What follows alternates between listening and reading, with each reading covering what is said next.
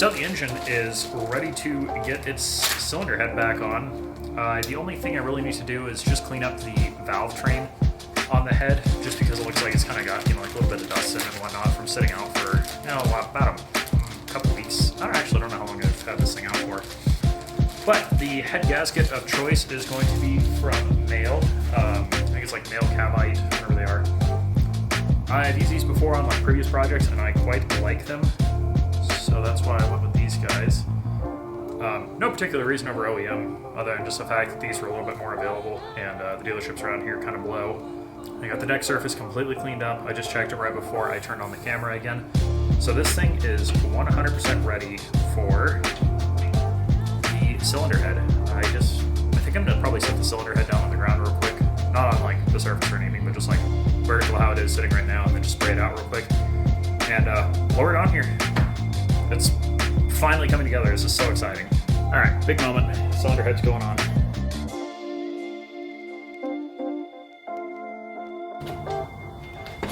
Okay, on to the head bolt installation. I already have the head on here, obviously. It is very clean, very happy. I'm happy because this is finally making progress. I'm just gonna start throwing some bolts in here. It sounds like you need to put some oil on the threads. I'm not positive, but a few of the posts that I found did pretty much say that. They pretty much said it can't really hurt, it can only help. And I think it only matters if it specifically says do not oil it or do oil it. And manual didn't say either from what someone was saying, but another guy's, I guess, a service tech, and he said, do it.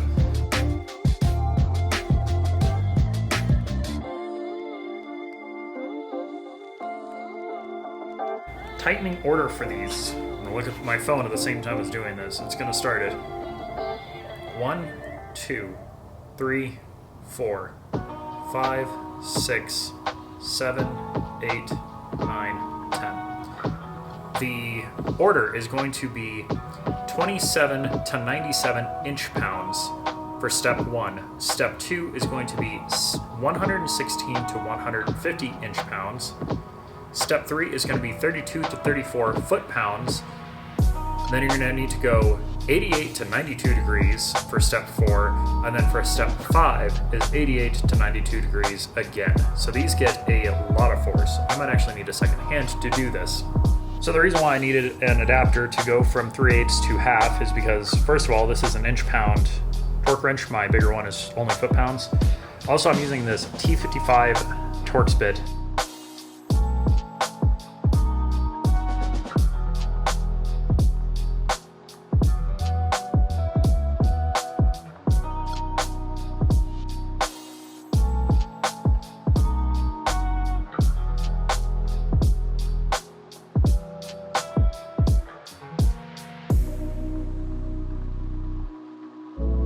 So with the engine completely assembled top to bottom, we're going to be moving on to the cam so I can do the timing. Oil pan I have the baffle for, which is sitting over here on the bench. I'll be kind of messing with that probably tomorrow because I don't want to clean up the oil pan and do all the spraying and everything. It's not quite as warm today as it could be. Tomorrow's supposed to be a much better day. So for right now, what I need to do is I need to reinstall my valve buckets because they're all sitting over here from the machine shop. I've already cleaned all the bearing surfaces in here. So what we're going to start with doing is using this Lucas heavy-duty oil stabilizer, which I basically use as assembly lube. I used it on a few other engines and it worked excellent for it, so I'm more than happy to do it. But what we're going to do is just take it, throw it on top of the valves here. With that on there, I'm going to take my valve buckets. With all the oil on here, I have all my buckets in this little box here. For installing these buckets, all you really have to do is I like to give them a good cleaning. So take your bucket, put it on top of the valve spring, and just kind of wiggle it a little bit, push it down, and then I like to just give it a little bit of work there, just that way the oil kind of makes it up into the cap. So I'm probably not going to record all this because it is going to be incredibly boring, but I'm just going to go through, get all other 15 of these just kind of installed, press them on, and then I will pick recording back up when I'm ready to put the cams in. Okay, so I have all the buckets in here, so I'm just going to hit these one more time with this Lucas oil. Okay, so the first cam is going to be the intake cam, at least for when I'm installing this. Apparently for getting these close to TDC, these first two lobes need to kind of be at a 45 pointed towards the exhaust cam. Then the exhaust cam is going to be the opposite. It's going to be at about a 45 pointed towards the intake cam. So the gears on here are still the 2.3 gears. I will be swapping them to 2.5s before I really go too far on this. Once again, these lobes are going to be pointing at the other cam.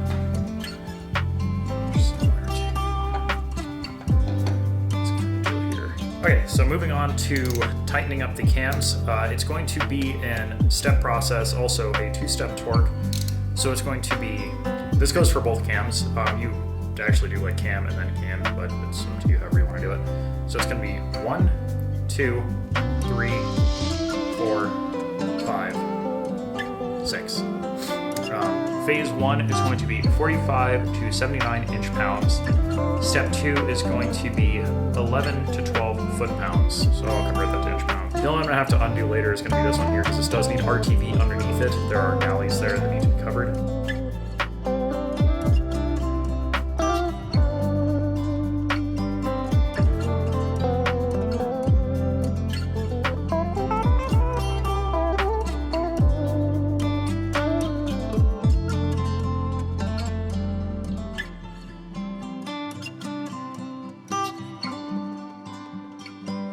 Okay, all of the cam caps are completely good to go. Again, not in time yet. I still gotta adjust them just a little bit. Looks like this one's about probably 15 degrees off. So is that one. My next step is going to be taking these cam gears off. So I'm gonna hold on to it right here and right here with a adjustable or a wrench if I can find one that's the right size. And we'll go ahead and zip these off. Once they're off, I'm gonna get these adjusted into the right spot, throw the plate behind it, and then move on to timing. Moving on to installing this plate, this is your timing plate. If you want more in-depth video on how to do the timing and everything else, because I'm not gonna be going into it really except from just like talking while I work. Graveyard Performance has an excellent video on how to do everything. However, this plate is gonna go on the back of this cam in the slots, and then this part here is gonna go on the back of this cam on the slots. So you can kind of work them one at a time. And if you take this guy, put your wrench or your adjustable here, you can kind of adjust it to get it to the point where you need it. We'll take this guy, same thing, just the opposite. There you go. So these are now held in place here.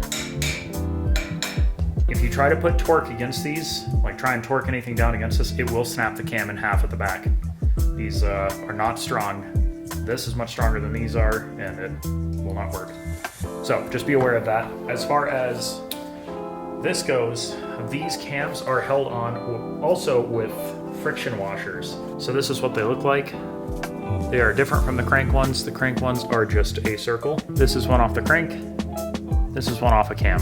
So you can see they are very different. These are about $8 new. These are about $40 new. So just be aware of that being a difference. I have to swap mine out since I'm going to 2.5 timing components. I will show the difference on the two when I actually go to dig them out. I actually have them setting out, but I'm not ready to do that quite yet. But yeah, just so you're aware, there is a big difference on these. You need all of them. If you're doing a 2.3, you need 3 of these. If you're doing a 2.5, you need 2. For cams, if you're doing a 2.2, 2.3, 2.5, doesn't matter. You need 2 of these, 1 for each cam. They are the same. The bolts are technically torque to yield. However, from what I understand, it's not really a big deal. Just crank them down. However, the crank bolt, you have to get a brand new crank bolt. It is not optional. I'm going to probably leave this as is for right now because I would like to get my transmission going. I need to get it cleaned up, and then I'm going to get some paint on it. On a future build, I'm not going to be doing paint. It's going to be ceramic coated using Cerakote, just because it is a very, very thick coating. It's ceramic, so it'll beat off any water or anything that gets on there. And engine and head will be getting the same treatment. However, I'm not doing it on this one because I just don't really care about this engine. Once I get a 2.3, I will care significantly more about it. So I'm going to leave off here. I'm just going to get that transmission cleaned up, and then I will pick this up once again tomorrow. I will get all the timing components done, and we should be able to see this engine going into the car this weekend. So I've made a lot of progress on this engine so far over the last couple days. I didn't record a lot of it just because it was kind of hard to record, and I've been very focused on trying to get certain things done. 2 things I want to mention. First of all, the oil pan on these engines really does not have enough room to tap for a turbo drain. And overall, with the goals for the car, the more I thought about it, it doesn't make sense. So instead of tapping the oil pan like I was planning on doing and then just running a like 5/8 hose, I think it was, or something like that, I decided to actually tap the block and put an AN fitting where the stock location for a drain would go, and I think this is a much better route.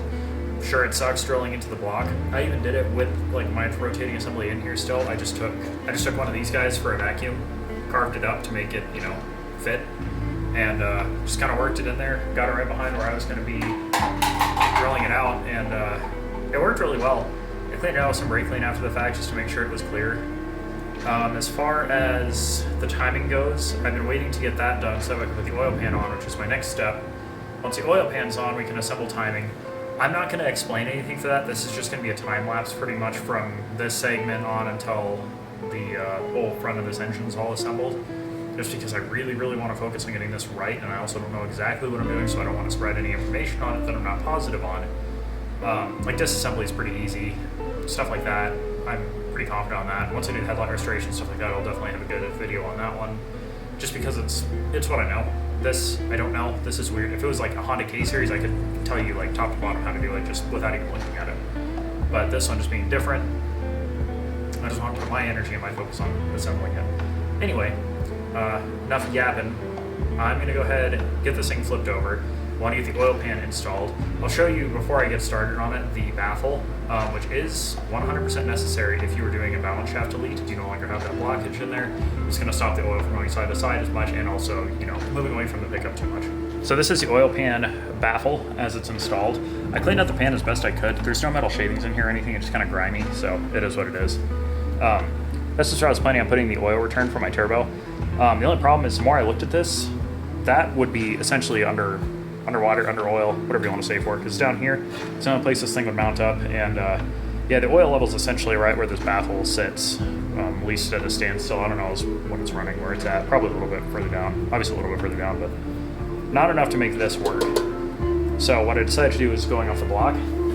Since the block return is kind of like in this region here, maybe a little bit further down, kind of like in here, it just makes a lot more sense if it's draining in here and going straight down versus going into the pan, possibly backing up and then, you know, causing sealing issues on the turbo, backing up oil. Who knows what it could cause.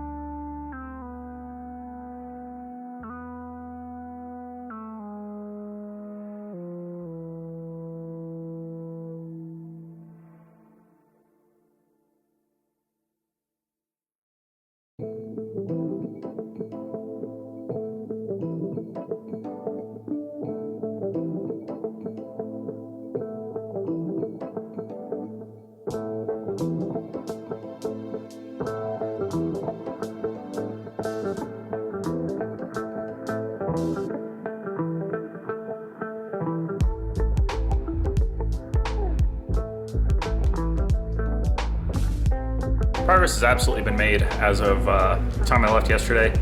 Battery died on the camera, go figure, right when I was about to assemble timing, which is kind of fine because, again, I didn't really want to like cover a lot of it since I'm kind of relying on Graveyard's video for myself and for anyone else who wants to do it. It was an excellent video.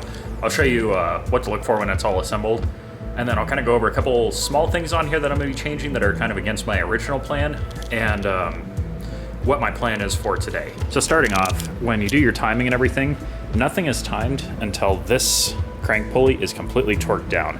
It torques down to 72 foot-pounds plus 90 degrees. What I ended up doing is I ended up holding like a 45 here, crunching it down, resetting it back up 45, and just doing it again just because it was easier than trying to start up here and just cranking it all the way over.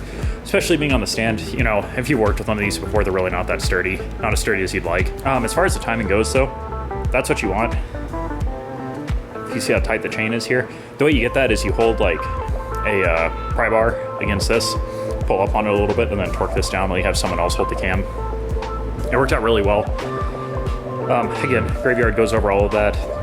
Nick is a absolute guru when it comes to these engines and just the platform in general, so I really rely on his knowledge and everything for doing this sort of stuff. So I'm going to start with the front of the engine. The first thing that's going to be happening is I'm not going to be assembling it. This is the best way to put it. So I don't have a gasket for the thermostat yet, which is fine. I do have this, obviously it's already on, it's mounted. I do not have my injectors back yet, which means I cannot put my fuel rail on, I cannot put my little don't touch me plate here, and then I cannot put the intake manifold on, which also, you know, I wouldn't put it on until this is here too. It's not in the way, it's easier. Anyway, I need to get a gasket.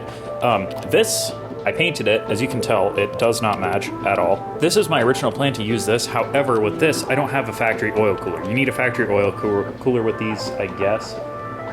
So my new plan is to use my stock one that's sitting right here, just bolt it on here, and then tee off of the oil pressure sensor and put a turbo oil feed to go this way off of that. Also, I need to figure out how to clean this out here. It doesn't seem like it's too built up as far as like being hard to get off there. It just looks like it needs to get cleaned up. I need to do that one. And I need to just get the bottom layer cleaned off there. These guys are good. I do have my injector seals I got from Chris Ward, so I'm not worried about that. It just, they're not gonna seal if this is what I'm working with. Valve cover is gonna be the first thing I do today. I was able to get the bolt out. I can't remember where it was. I think it was right here. If you've never used Seafoam Deep Creep, it is the penetrating oil to use. It is significantly better than PB Blaster or Liquid Wrench. I've always used Liquid Wrench, kind of had results with it. With Deep Creep, if it's gonna come out, that will get to it. And even if you have to fight it a little bit, it makes it significantly better. But anyway, this is the turbo return that I tapped in here. I did punch a hole through the block. I talked about that in the segment I filmed yesterday. And that's gonna be my turbo return. Also, I wanted to show this part here before I get too far into like assembling everything. So this is the 2.5 chain here. This is a 2.3. So this is the reason why if you're doing the timing conversion on this, you have to use all of one or the other, because the chains are significantly different. The 2.5 looks much stronger over the 2.3. 2.3 just kind of looks like a normal bike chain. 2.5 actually looks like something that's, you know, a bit more serious, a little bit more engaged for holding power.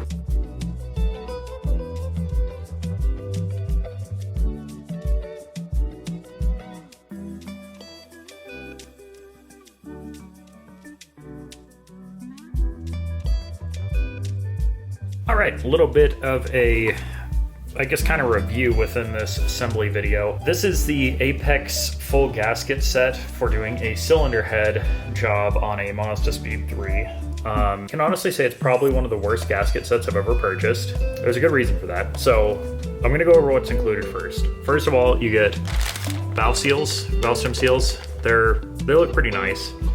You get this gasket. I'm actually not sure where this goes. I'm assuming it's supposed to replace the donut gasket on the downpipe, but I don't know why you'd run that instead. You get some very cheap turbo gaskets, which quite honestly, I'm probably gonna run these right away since I already have the gasket kit, and I don't really feel like buying more because I'm gonna be replacing this turbo anyway. The next one will come with all this stuff. So these I'm gonna use. EGR gaskets, which I will be using for now before I do the delete. These gaskets here, which go to this one goes to the water neck housing. I'm not sure on this one.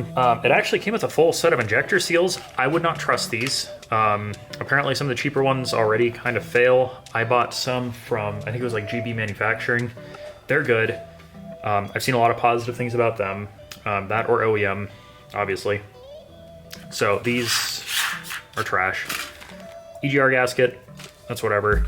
Intake manifold gasket looks pretty okay. The exhaust manifold gasket actually looks pretty good. I'm probably gonna run this one. Head gasket looks pretty okay. However, I did have another friend that used this kit on a Subaru WRX, the one that was in here for a hot minute. He basically bought a similar kit to this and it failed almost immediately. Like right out of the box, it was leaking. So that's why I'm like, I went ahead and I bought a male head gasket. Much more confident with that one. The other gasket this came with that I am using currently is a thermostat gasket, just because I don't feel like going out and getting another one, because they are, you know, kind of annoying to get for these cars. But yeah, that's the main part of that. However, I'm gonna get into the worst part of this kit. So this is the stock valve cover on my 2.3 direct inject Mazdaspeed engine. I wanna preface that. This is a 2.3 direct inject kit, because this has EGR cut out here. I don't believe that NAs have that. I don't know why they would. Keep that in mind. One thing I hate about this kit, it does not come with the seal for the VVT up here. It does not come with the seal for the VVT, so I need to get one of these. This gasket fits well. The actual valve cover gasket does pretty okay through here. This corner is off. You have to push it over to try and get it to line up, which is not really realistic to do when you're installing it. This corner is also stretched. This corner is stretched completely out of whack. Once again, going through here, looks pretty good. Gets a little wonky here again. This is the worst part. How is this acceptable? Like, none of this fits. This one, you have to pull it completely over to make it somewhat fit. And if you push it down here and try and make it fit, everything else just comes out of whack. This one, in order to make it fit, it's completely pulled off to the side here. This gasket is completely useless. I can't use this at all. If I'm not using that, I'm not using this. And I'm just hoping on the next gasket kit I get, I don't know which one I'm gonna get. I might just have to go OEM and get this VVT seal here, because I don't know if it's gonna leak or not. It probably will. I mean, this is gonna leak. There's no point in even trying to keep this because it's so bad. But yeah, definitely steer clear of the Apex kit. It would be cheaper to buy the useful gaskets out of this just on their own than it is to try and buy the whole kit, because it's not going to do any good because you have to throw away half the gaskets. So I once again cheaped out, kind of. Not really, this wasn't cheap. I think an OEM one's actually cheaper, but there's none available local. And I need this thing together now because I just want to seal it from the elements. This is a Felpro gasket. It fits marginally better. It fits in a lot better everywhere, but it's a little bit oversized in some spots. Like, I think I had to fight right here, and I think I had to fight somewhere over here. Certain spots are kind of floppy. Other spots are super tight, like right here, but the corners seal really, really well. That's all I care about. So I'm gonna fight all of the little like hardware in. Another complaint about this Apex kit. This is a throttle body gasket, apparently. What it doesn't have is the high pressure fuel pump. There's no gasket for that in here. The one thing that you'd really need out of this, because you're obviously gonna unbolt it because you have to take it off to take the cams out, which is part of taking the head off. So obviously you're gonna be taking it off. They didn't include the gasket. I wanna get this thing installed. I'm gonna have to reuse this VVT seal for now because I don't have another one. Also not available local. This is gonna be a temporary engine, so I'm not really too pressed about doing everything perfect the first try. That's why I'm not worried about, like, you know, this, and obviously a Felpro seal, it's not a great seal. Sometimes they are, sometimes they're not. This one doesn't really seem too great. Obviously I'm missing this. It is what it is. If it's really that bad and I need to replace it, I'll replace it. I mean, you pull the top mount, you need a couple wires and you have it. I'm gonna get on here. I'm gonna toss this on and see where I can get today. I still really wanna try and get this thing at least like bolted together and then ready to drop in or float in tomorrow, if not today. I don't really have a whole lot else I can do on it today as far as like bolting stuff on, so I might even be able to just start lifting it in there and getting it bolted on, and then I'll just finish it off when it's in the car, because I don't really have a lot of other options at the moment.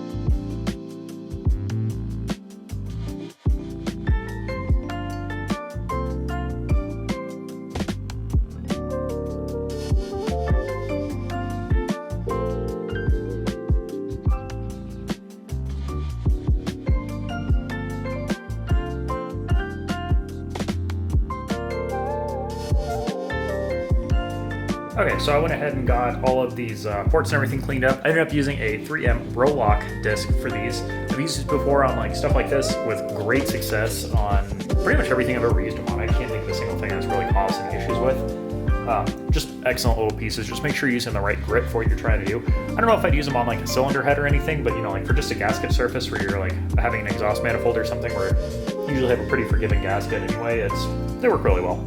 So I'm gonna go ahead and throw on this gasket here. I'm hoping this is actually gonna line up because, you know, Apex is apparently not a good manufacturer. So I'm gonna go ahead and get the manifold bolted on. I went ahead and shot it with just some, I went ahead and sprayed some high temp paint on there. I believe it's like a ceramic mix. It's not Cerakote or anything good like that, but it's, you know, just a decent something just to give it, you know, a little bit less of an ugly color pattern on it. So I'm gonna get that bolted on, I'm gonna get the turbo thrown on, and then probably take this thing off here and see what we can do from there.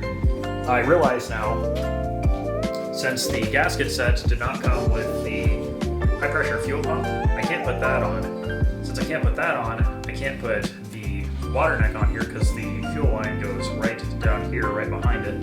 So there wouldn't really be enough working room to get it on there.